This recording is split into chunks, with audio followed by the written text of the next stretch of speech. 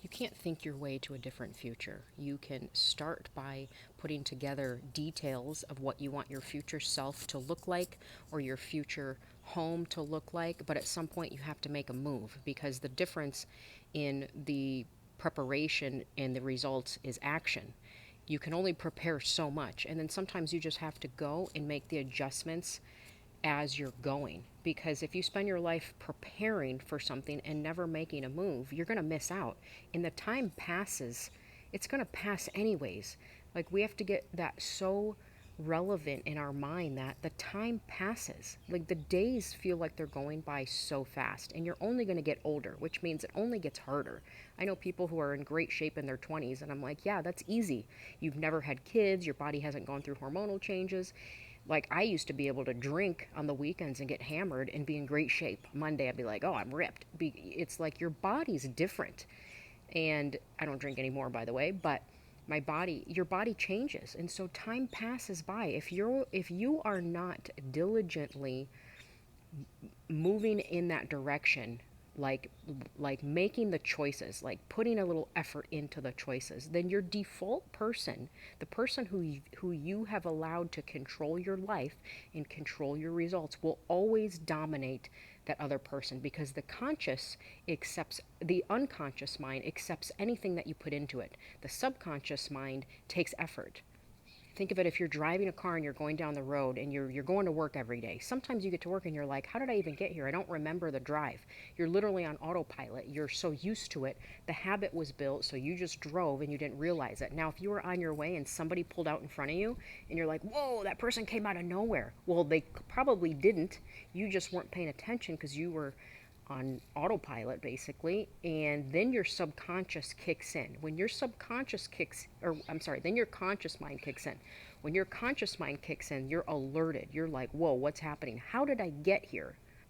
So if you could take that principle and look around in your life and say, how did I get here? Honestly, how did I get here? Was it from my parents? Was it how I was raised? Was it because I never received an inheritance? Was it because my parents never sent me to college? Was it because I had a hard life? Was it because of my childhood? Was it because of a bad marriage? Now, a lot of those things are reasons. So don't get me wrong, they are reasons. You could have so much trauma in your past that you just cannot get past it, and you need real deliverance and real therapy and real help. I get that. I had a lot of traumatic experiences that had wired me. I'm so grateful that they wired me in a way that instead of being, drunkard or abusing substances, I actually turned it and said, no, I'm going to use all of this as fuel. And that's probably why I'm so like, oh, I got to go. I got to do this, because it's fuel. I use every single thing that had been bad, or had been something that I went through, some type of turmoil, some type of trauma, some type of whatever, and I instantly turn it and say, I'm going to use that to push. I'm going to push myself. And a lot of people there's this whole trend that's like, you don't need to push yourself. I read this thing the other day that the lady said, I was so hard on myself, and then I realized that wasn't the way.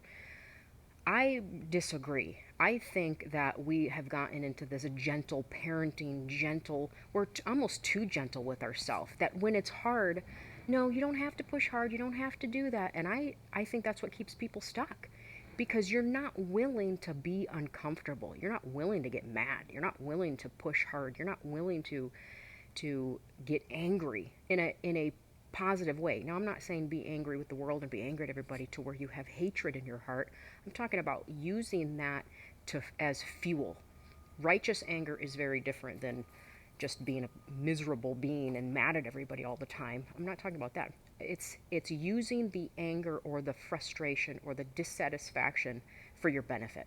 When you read something that about, something that happened in the news and you're so mad, you can't just let that burn inside of you. You can't just let that feeling just take control over you and turn you into like a dark cloud, and you can't stop thinking about it. You got to say, okay, I'm going to do something about it. And I'm going to make an extra, $500 a month to put that money towards rescuing kids or rescuing animals or whatever it is. So now you're taking something that the devil meant for harm, right? to discourage you and pull you down into a dark hole in a dark pit. And now God's saying, no, use that stirring. Stir yourself up with that, whatever whatever realization you just came to, stir yourself up and use it for good. Fight back. Like, don't just take and accept, oh, this is the way it is, and then I'm just going to, we can let the world suffocate out our light if we don't fight back. I'm not talking about physical violence. I'm talking about getting pissed in a way that makes you do the opposite, that pushes you to do something, that moves you enough to take action. It's like if you see somebody across the street hurting and you just wave to them and say, I'll pray for you, I'm really sorry. Or you can go across the street and bring them some water. Now you're doing something. You're physically taking action to make the world a better place instead of just arguing with people about it and exposing the evil but not doing anything about it, talking about it over and over. Yeah, it's there. Yeah, the world's a terrible place. There's all kinds of things happening. But what are you going to do about it? What are you going to do about it? What can you do? What are you willing to do? Because that's what God's looking for. He's looking for vessels to use. People in all kinds of areas. Whether it's using your voice, whether it's using your community, whether it's using your gifts and talents, using the stuff that you have in your house to bless others, using what you have been given to make a difference in the world, in the life of even one person. That's what matters. So if you keep thinking and waiting and preparing and I'm not ready and I don't know what to do, you figure out what to do by getting started. Now, you can't have too many big things to tackle at one time because you will overwhelm yourself. You'll get frustrated and you'll pull back even further because you won't want to deal with it. It's like tackling a whole house of clutter. You got to start by one drawer at a time, one room at a time. You're basically building your capacity on what you can handle. So my old self, I couldn't handle much. I would freak out. Nope, I'm done. Literally like 3 hours into something or even an hour into something, I'm overwhelmed. Kids needed something, I'm overwhelmed. Nobody talked to me. I can't handle this. There's too much going on. Overly stimulated by like 1,000. It was my nervous system just cranked up. But as soon as I started getting, number one, the environment, get your environment in order. And you can blend the two with decluttering and getting out of debt at one time. Once you get that liberation, once you feel like you're making progress and you're not falling back into old patterns, then you focus on your physical body, your home. And so if you're getting your environment in order, then you don't want to spend the money doing renovations on your house. Now, that's not the time to do renovations on your house. You should renovate your body before you renovate your house. Get it in order, get it in a simple way, get it feeling good, whether it needs updates or not. Just get it feeling good and get it in an environment, an atmosphere that's actually bringing you peace. So you're not pulled in all these different directions and all these things that you have to do. And then once you get that in order, once you feel like you can breathe, okay, it's very important that you feel it. Wow, this feels good. I can tell the difference. The home feels better when I walk into it. Things are in the proper place. I'm sleeping better. You start realizing, okay, all right, we're making progress. This is moving. Track your debt. Track when you pay off. I write mine down every single day. If it went down $10, I wrote it down. It went down $10 because you can't fix what you don't track. You can't stay on top of it.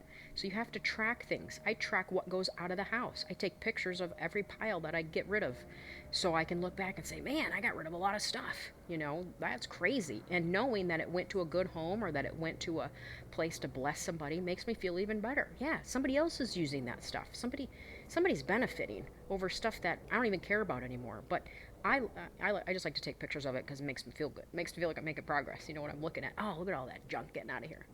Once you get that in order, you start working on your body. Then you can start working on your health, your hormones, your eating, simplifying what you're eating. Keep your food simple. Don't overcomplicate it. You can eat healthy on a budget if you just stick to specific foods. I have a video about it. If you go maybe, 10 videos back that talks about healthy food options and what to buy. that'll keep you satisfied, keep your protein intake up, keep the nutrients. Most of the time, our body needs dense nutrients, but I always give 20% for some yummy ice cream. I need some dark chocolate. When I'm on my menstrual phase, I need steak or a burger and some dark chocolate or some ice cream. It's just my body craves it, and if I don't give in, a miserable mess. So give yourself a little bit of indulgence. But if it's the middle of the week or the middle of the month where I'm not in that phase and my kids are like, let's go out to ice cream, I'm like, nope, we're gonna save it to where I really want it. And they know when I want it, we'll get it. But if I'm not really, you know, I'm not going to eat it just to eat it. And so they kind of have adjusted to my schedule, which I appreciate. But it also keeps them looking forward to something and not having, um, sweets all the time or whatever. So we use it with purpose. You do everything with purpose. Every single thing you can do. You can make, I made a vow to myself 3, 4 years ago that I was going to use my life as my business. That's it. I thought I'm gonna be the business. Whether it's what I buy, what I get rid of, what I do, how I live.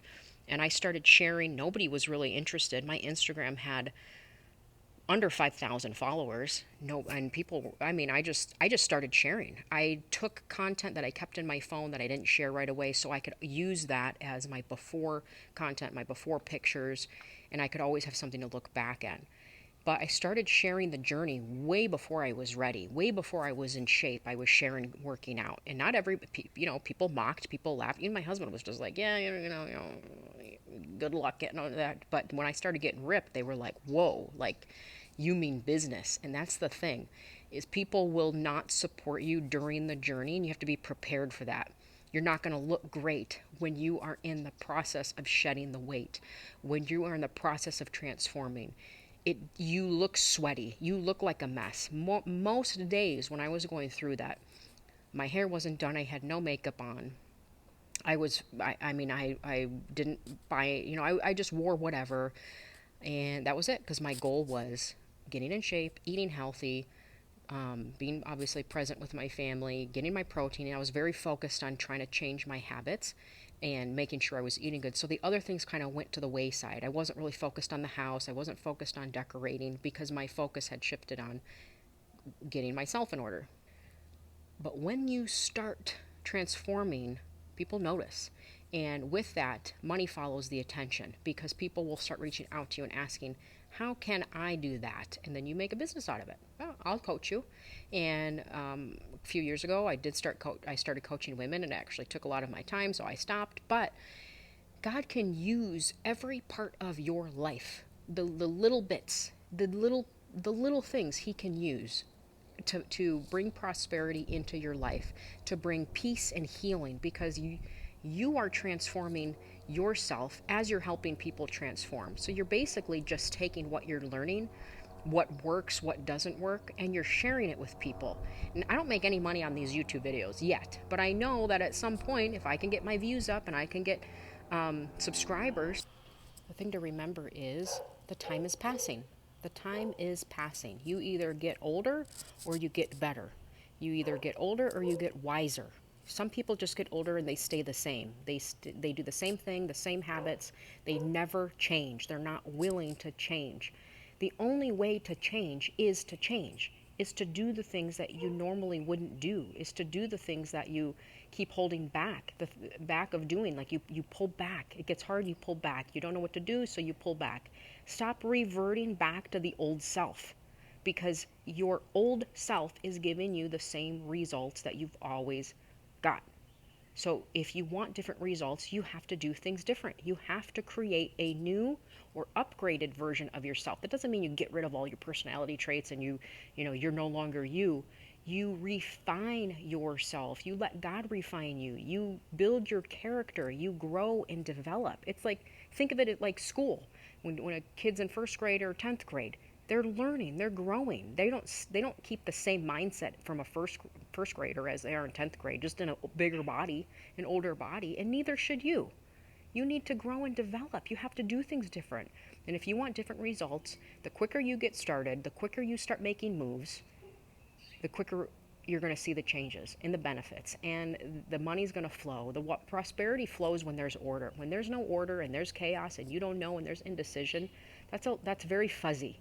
Things can't grow in that fuzzy environment. You have to unkink the hose and get on board with the flow, like the flow that God wants you to be in, that rhythm. Anyways, hope this helps someone.